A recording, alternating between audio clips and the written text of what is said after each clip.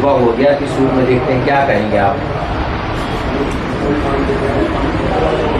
देश के शिक्षा मंत्री धर्मेंद्र प्रधान जी का इस्तीफा ये युवाओं के संघर्ष की जीत है, छात्रों के संघर्ष की जीत है, राहुल गांधी जी के संघर्ष की जीत है, जज्बे की जीत है। ये इस्तीफा बहुत पहले हो जाता है तो निश्चित रूप में इतने छात्रों की जो उन्होंने आत्महत्या की, इतने छात्रों की ज़िंदगियां बच जाती।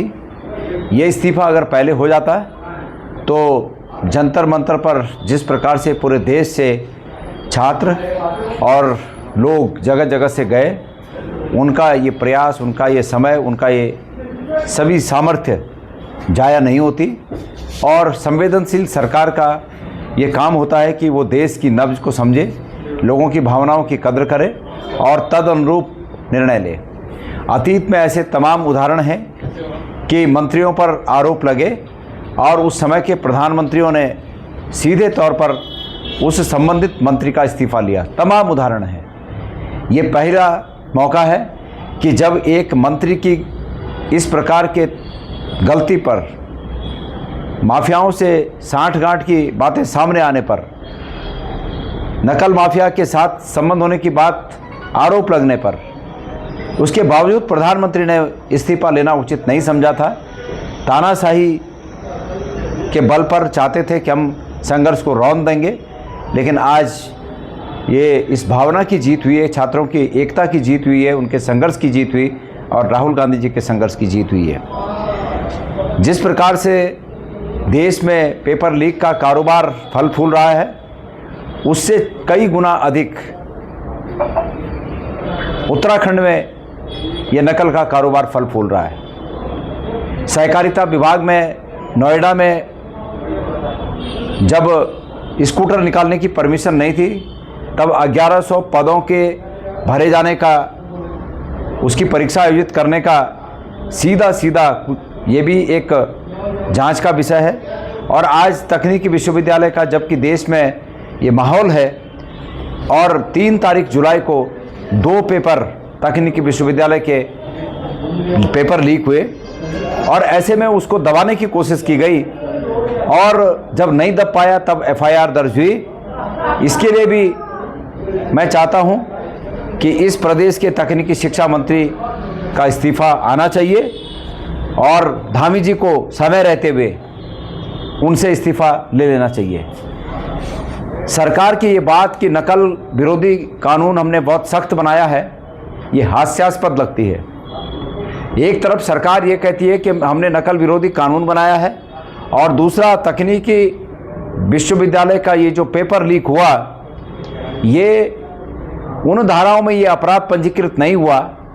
तो सरकार ये बताए कि तकनीकी विश्वविद्यालय का जो पेपर लीक हुआ, ये उन धाराओं में क्यों पंजीकृत नहीं किया गया।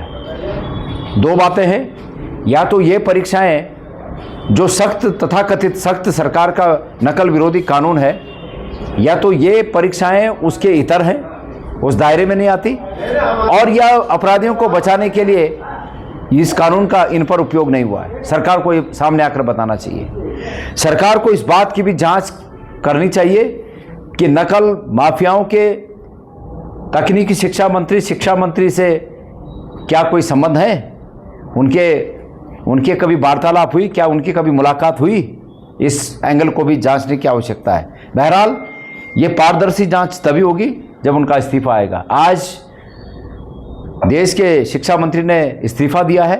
मैंने पहले ही कहा कि छात्रों की जीत है, राहुल जी की जीत है, लेकिन इतने लोगों की जानें गई, इतने लोगों के अरमानों को कुचला गया, जिस प्रकार से बल प्रयोग किया गया दिल्ली में जंतर मंतर पे, छात्रों पर बल प्रयोग किया गया, छात्राओं पर जिस प्रकार से अभद्र रूप से बल प्रयोग किया गया, इन सब के लिए देश की सरकार को, प्रधानमंत्री जी को राष्ट्र से माफ़ी मांगनी चाहिए।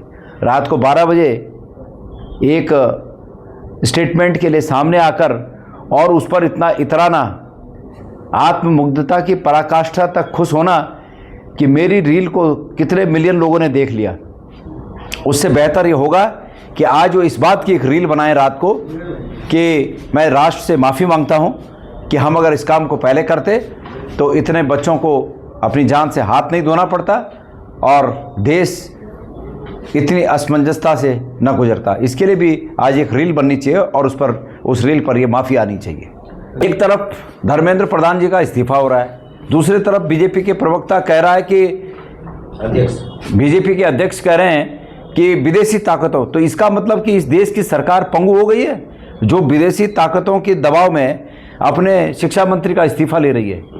दोनों बातें आपस में विरोधाभासी हैं, दोनों बातें आपस में कंट्रोवर्शियल हैं। भारतीय जनता पार्टी के अध्यक्ष का ये स्टेटमेंट देना और धर्मेंद्र प्रधान का इस्तीफा देना, ये दोनों एक दूसरे का विरोधाभासी है।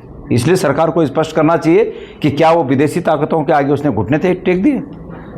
निश्चित रूप में हम लोग इसको जारी रखेंगे और ये विपक्ष का धर्म भी है कि इस प्रकार के जब ऐसी स्थितियां पैदा हों तो विपक्ष को चाहिए कि सरकार को रास्ता दिखाए। हम सरकार को रास्ता दिखाने का काम करते रहेंगे। आजकल में मुख्यमंत्री क्या इस पर, मैंने 2 बातें मुख्यमंत्री जी से पूछी हैं कि आपने नकल विरोधी कानून की बात की, तो आप या तो ये बताइए कि नकल विरोधी कानून का आपने जब मजबूत कानून की आपने बात की, तो ये जो अपराध अभी हुआ है टेक्निकल यूनिवर्सिटी में, यूटी यूनिवर्सिटी में, इसमें जो ये पेपर लीक हुआ, आपने वो नकल विरोधी कानून की धाराएं इसमें लगाई? मेरी जानकारी है कि नहीं लगाई, और अगर नहीं लगाई तो क्यों नहीं लगाई? 2 बातें हो सकती हैं। एक बात, ये परीक्षाएं उस कानून के अंतर्गत आच्छादित नहीं है, अगर नहीं है तो क्यों नहीं है, और दूसरा अगर है तो क्यों नहीं लगाई? तो ये दोनों बातों का उत्तर मुख्यमंत्री जी को देना चाहिए। उत्तर की प्रतीक्षा कर रहे हैं।